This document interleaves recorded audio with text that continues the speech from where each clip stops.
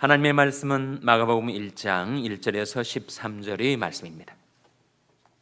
하나님의 아들 예수 그리스도 복음의 시작이라. 선자 이사야의 글에 보라 내가 내 사자를 내 앞에 보내노니 저가 내 길을 예비하리라. 광야에 외치는 자의 소리가 있어 가로되 너희는 주의 길을 예비하라. 그의 첩경을 평탄케 하라. 기록된 것과 같이 세례요한이 이르러 광야에서 죄사함을 받게 하는 회개의 세례를 전파하니 온 유대 지방과 예루살렘 사람이 다 나아가 자기 죄를 자복하고 요단강에서 그에게 세례를 받더라. 요단은 약대떨을 입고 허리에 가죽띠를 띠고 메뚜기와 석청을 먹더라. 그가 전파에 가로되 나보다 능력 많으신 이가 내 뒤에 오시나니 나는 굽혀 그의 신들매를 풀기도 감당치 못하겠노라. 나는 너에게 물로 세례를 주었거니와 그는 성령으로 너에게 세례를 주시리라.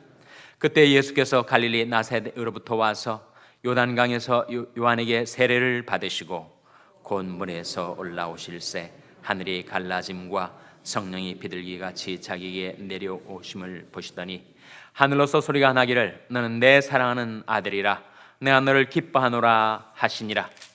성령이 곧 예수를 광야로 몰아내신지라. 다 같이 읽으시겠습니다. 광야에서 40일을 계셔서 사단에게 시험을 받으시며 들짐승과 함께 계시니 천사들이 수종 들더라. 아멘. 할렐루야. 소리의 평강이 복을 기원하는 마음으로 샬롬 인사 나누시기 바랍니다. 샬롬.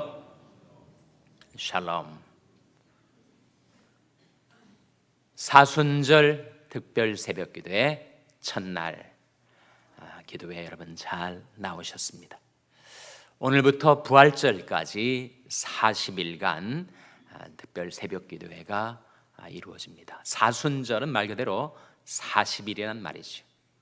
사순절이 어디에서 유래되었다고요?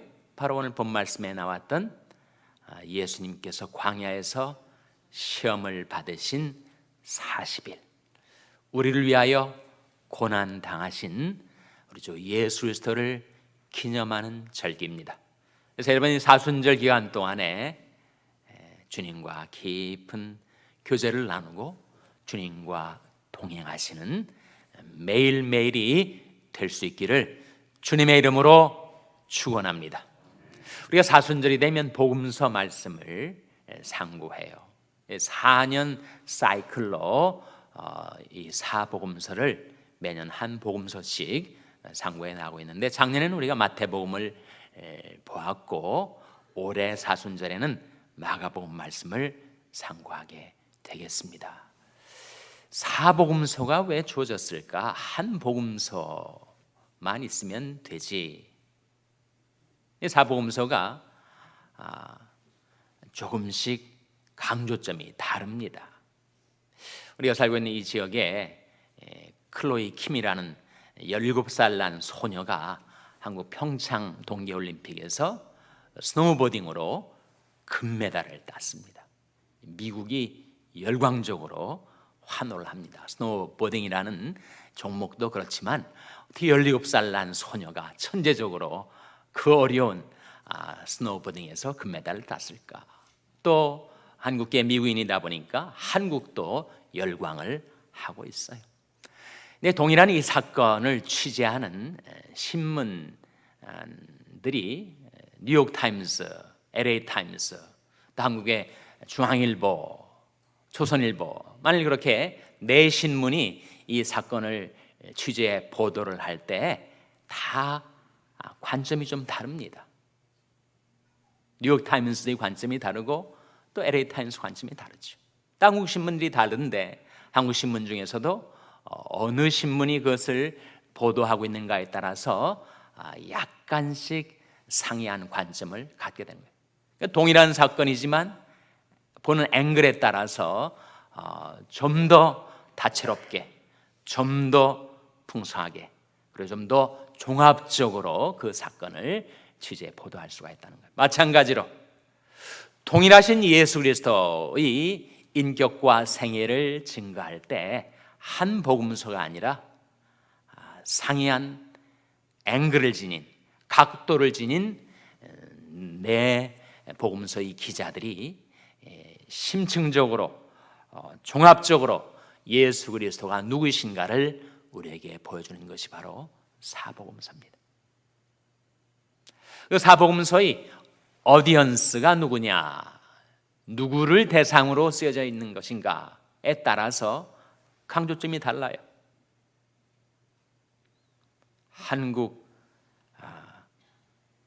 스포츠 팬을 대상으로 한 것인가, 미국 스포츠 팬을 대상으로 하는 것인가에 따라서, 그 대상에 따라서 강조점이 달라집니다. 그래서 마태복음의 어디언스는 유대인이었어요.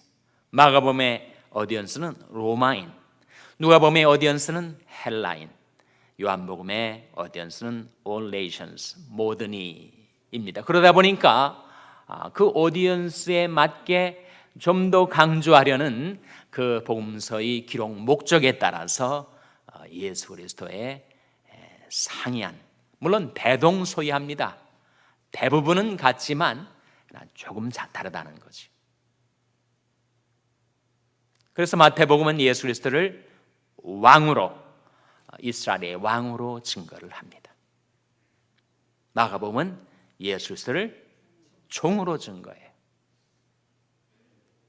그래서 우리를 섬기러 오신 예수님, 우리를 위하여 스스로를 낮추어 종처럼 섬기시고 사랑하시고 희생하신 예수님을 증거한단 말이죠.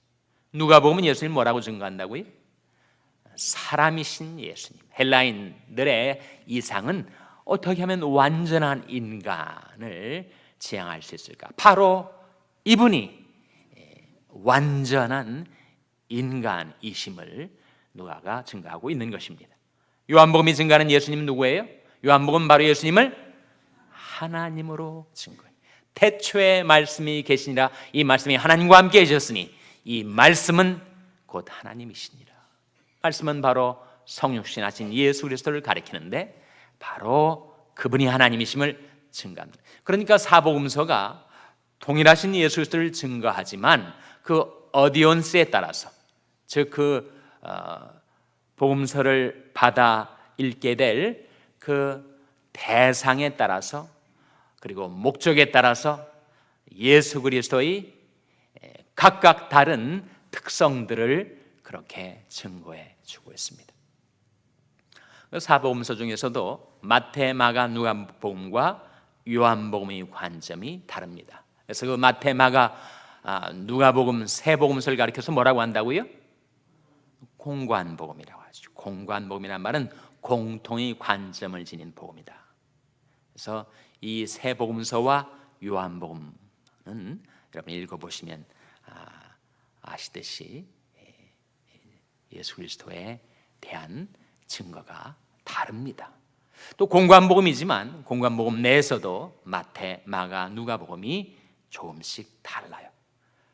그 다른 관점과 목적과 대상은 다 종합적으로 예수 그리스도가 누구이신가를 우리에게 증거해 주고 있습니다. 예수님이 직접 그런 말씀을 하신 적이 있지 않습니까? 요한복음 5장 39절에 너희가 성경에서 영생을 얻는 줄 생각하고 성경을 상고하거니와 이 성경이 곧 내게 대하여 증거하는 것이로라.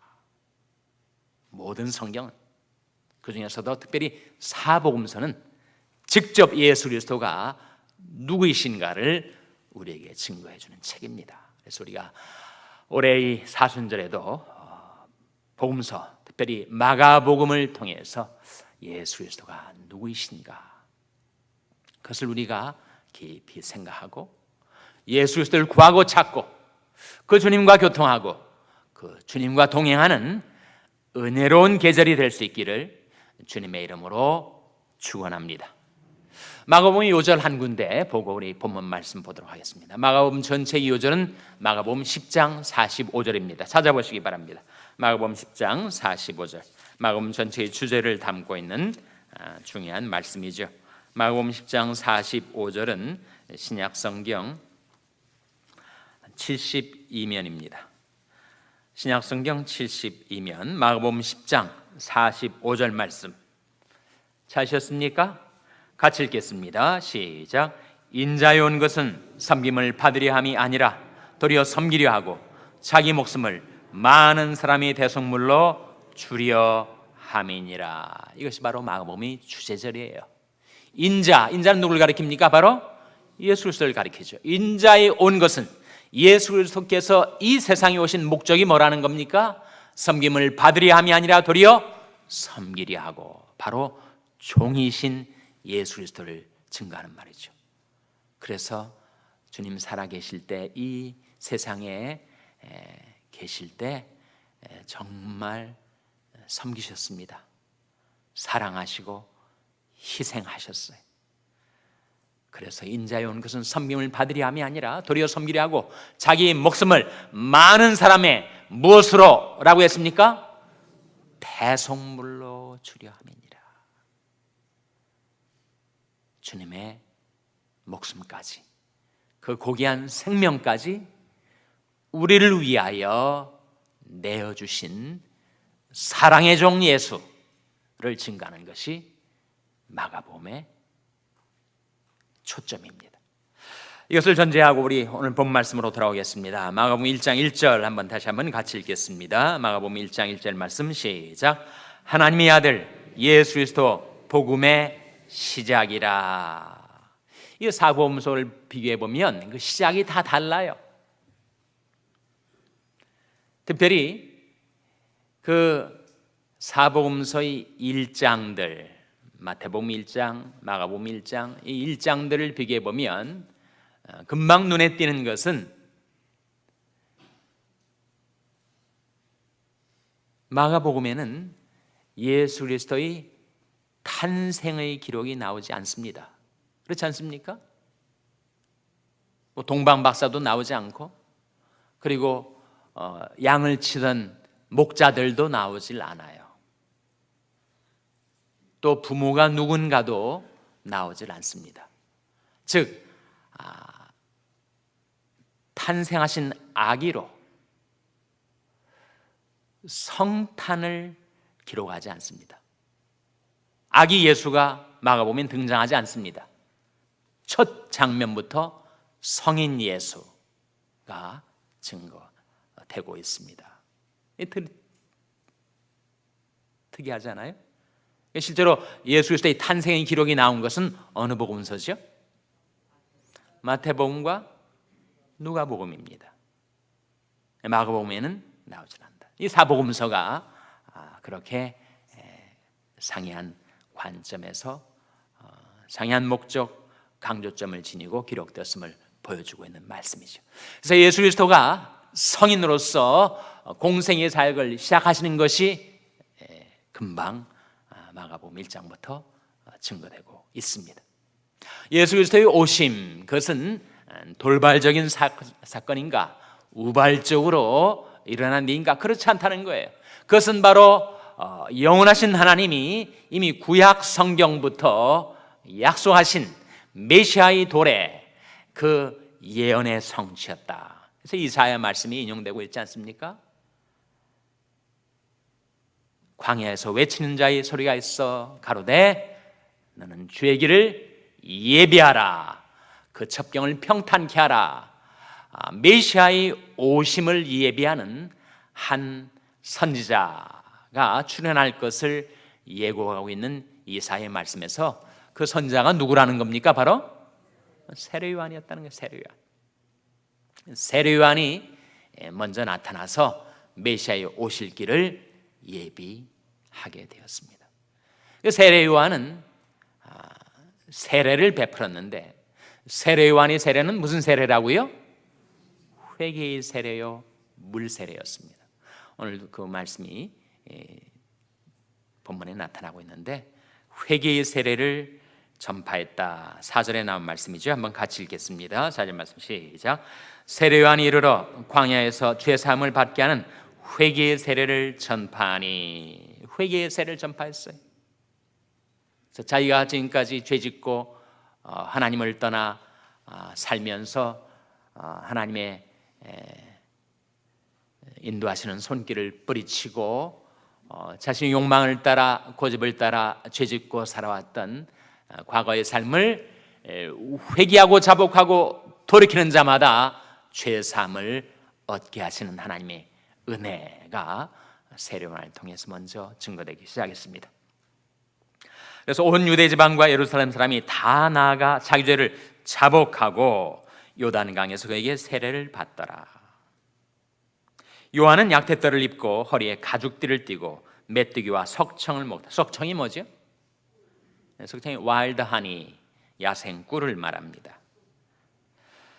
그가 전파에 가로되 나보다 능력 많으신 이가 내 뒤에 오시나니 나는 굽혀 그의 신들매를 풀기도 감당치 못하겠노라. 누가 신들매를 풀었죠? 노예가 했습니다. 노예. 주인이 외출했다 돌아오시면 그 허리를 굽혀서 주인의 신발끈을 풀어주는 역할, 노예의 역할인데, 지금 세례요한이 이 말은 뭡니까? 내 뒤에 오시는 능력 많으신 그분의 나는 노예가 되기에도 합당치 않은 존재다. 그분이 얼마나 존귀한 분이신지 이 위대한 선지자 세례요한도 그분의 종도 못 될 그런 위대한 분이시다 라고 증거를 하면서 8절에 이렇게 세례요한이 예수님에 대해서 증거를 합니다. 8절 말씀 같이 읽겠습니다. 시작. 나는 너에게 물로 세례를 주었거니와 그는 성령으로 너에게 세례를 주시리라. 그래서 세례요한의 세례를 회개의 세례 또는 물세례라고 하는데, 세례요한은 물로 세례를 주었지만 그 뒤에 오시는 분, 바로 우리 주 예수 그리스도를 가리키는데, 예수 그리스도는 우리에게 무엇으로 세례를 주신다고요? 성령으로 세례를 주십니다. 세례요한도 그렇고 또 부활절에 세례를 주시는 목사님들도 그렇고 다 그것은 물세례, 그것은 실체적인 세례의 외형적인 증표일 뿐이죠. 원래 세례는 성령으로 받는 것입니다. 그것이 눈에 보이지 않으니까 그 눈에 보이지 않는 영적인 실제를 눈으로 보이는 것으로 사람들에게 증거하도록 물세례를 주는 것뿐이죠. 그래서 오늘 마가복음 1장 말씀을 우리가 보고 있는데, 마가복음 1장 우리가 읽은 말씀의 주제는 예수와 성령입니다. 예수와 성령. 오늘 본 말씀 우리가 13절까지 읽었는데 성령이 몇 번 나와요? 성령이 몇 번 나옵니까? 성령이 3번 나옵니다. 첫째로 예수는 우리에게 성령으로 세례를 주시는 분. 둘째는 예수께서 세례를 받으실 때 무엇이 비둘기처럼 예수에게 임합니까? 성령이. 그리고 사순절이 유래가 된 40일 광야에서의 시험을 받으러 가실 때 누가 예수를 광야로 내몰았어요? 성령이 내몰았어요. 3번 나옵니다. 3번. 예수와 성령. 첫째로 예수는 우리에게 성령 세례를 주시는 분. 예수는 우리를 성령으로 충만케 하시는 분. 예수는 우리를 성령으로 생포하셔서 그리스도의 몸된 교회의 지체로 가입하게 하시는 분. 우리 육신으로는 하나님의 뜻을 받들어 살지 못하고 있을 때 성령으로 우리에게 하나님 말씀에 순종할 수 있는 능력을 주시는 분. 성령 세례의 의미죠. 둘째로 예수와 성령에 관한 말씀이 오늘 본문의 10절 말씀에 나타납니다. 10절 말씀 같이 읽겠습니다. 시작.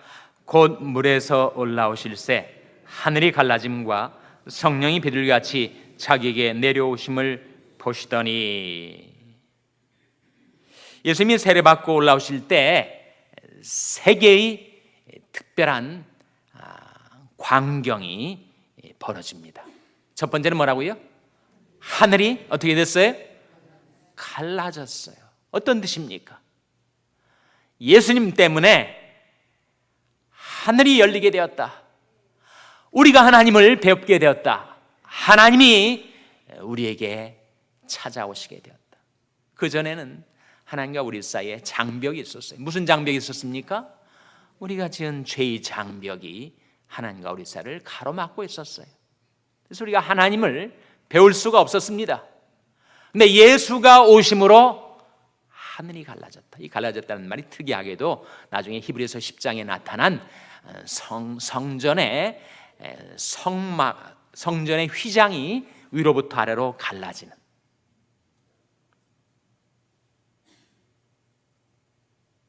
그래서 예수님께서 십자가에 달릴 때 휘장이 위에서부터 아래로 갈라졌죠. 그래서 예수님께서 우리로 하여금 하나님께 나갈 수 있는 새롭고 산 길을 여셨다. 그렇게 히브리서 10장이 증거를 합니다. 그래서 마치 휘장이 찢어지듯이 하늘이 갈라져서 하나님과 우리가 교통할 수 있게 되었다. 두 번째는 뭐예요? 성령이 비둘기같이 자기에게 내려오셨다. 예수님의 그 놀라운 생애는 성령의 능력 안에서 이루어진 것이다 라고 하는 것이죠. 예수님도 우리처럼 연약한 인간의 몸을 입고 계셨기 때문에 안 드시면 시장하셨고, 그리고 오랜 행보의 여행을 하시면 피곤해지셨고, 그래서 우리 체질을 아시며 우리가 진토임을 기억하시고 우리를 채울하실 수 있었던 연약한 인간의 몸을 입으셨지만 어떻게 이렇게 능력 있는 삶을 사실 수가 있었는가? 그 비결은 바로 성령이 예수님에게 임하셨기 때문에. 세 번째는 뭐예요? 이 예수님이 세례를 받으시는 장면에서 첫째는 하늘이 갈라졌고, 둘째는 성령이 비둘기처럼 임했고, 셋째는 뭡니까? 하늘에서 소리가 났다. 무슨 소리예요? 너는 내 사랑하는 아들이라. 내가 너를 기뻐하노라. 예수님의 은혜를 힘입어서 이 사순절 기간에 저와 여러분도 하늘이 갈라지는 체험, 하나님을 배울 수 있는 체험, 그리고 성령이 여러분에게 임하는 체험, 하나님 하늘에서 소리가 나서 너는 내 사랑하는 아들이라, 너는 내 사랑하는 딸이라, 내가 너를 기뻐하노라 하는 하늘의 소리가 여러분에게 들려지게 되시기를 주님의 이름으로 축원합니다. 이제 12절 말씀 같이 읽겠습니다. 12절 말씀 같이 읽겠습니다. 시작. 성령이 곧 예수를 광야로 몰아내신지라. 성령이 예수를 광야로 몰아내셨다. 이 마가복음의 필체, 마가복음의 표현은 상당히 과격합니다. 행동을 유발하는 그런 표현들이 나와요. 예수님께서 뭔가를 말씀하시거나 행하실 때 곧바로 행하셨다, 즉각 행하셨다, 그런 표현들이, 그런 부사구가 자주 나오는 이유가 마가복음의 오디언스가 로마인들이다 보니까, 로마인들은 행동하는 사람들, 움직이는 사람들, 그래서 그들이 예수를 좀 더 실감나게 만날 수 있도록 마가복음에서는 그렇게 그런 예수님의 즉각 행동하시는 예수의 모습을 보여주고 있는데, 이 말씀 가운데서도 예수님께서 그렇게 광야로 시험을 받으러 가시는 그 모습을, 그 광경을 묘사하면서 성령이 곧 예수를 광야로 몰아내셨다라고 증가하고 있습니다. 하나님이 아들이셨던 예수 그리스도, 세상의 구세주이신 예수님도 그 모든 생애, 그리고 마지막 십자가와 부활의 일까지 그 전 생애가 무엇 안에서 이루어진 것이라는 것입니까? 바로 성령 안에서, 성령 안에서. 아니, 예수님이 그랬다면 저와 여러분, 우리 같이 나약한 인간은 더 말할 나위도 없이 성령의 능력을 힘입고 살아야 하지 않습니까?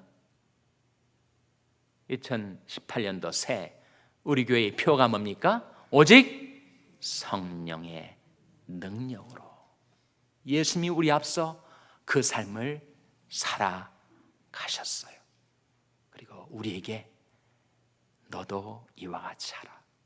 힘으로도 되지 않고 능으로도 되지 않고 오직 나의 신으로 되느니라 말씀하신 대로 이 사순절 기간 동안에 여러분 여러 가지 기도의 제목을 놓고 하나님 앞에 기도하시게 되겠지만, 특별히 하나님, 저를 성령으로 충만케 하셔서 성령의 능력 안에서 주님을 따르게 해 주시옵소서. 그렇게 기도하실 때 하나님께서 여러분의 기도에 응답하셔서 이 사순절 기간이 맞도록 여러분을 성령으로 충만케 해주시고 여러분의 자녀들을 성령으로 충만케 해주시기를 주님의 이름으로 축원합니다.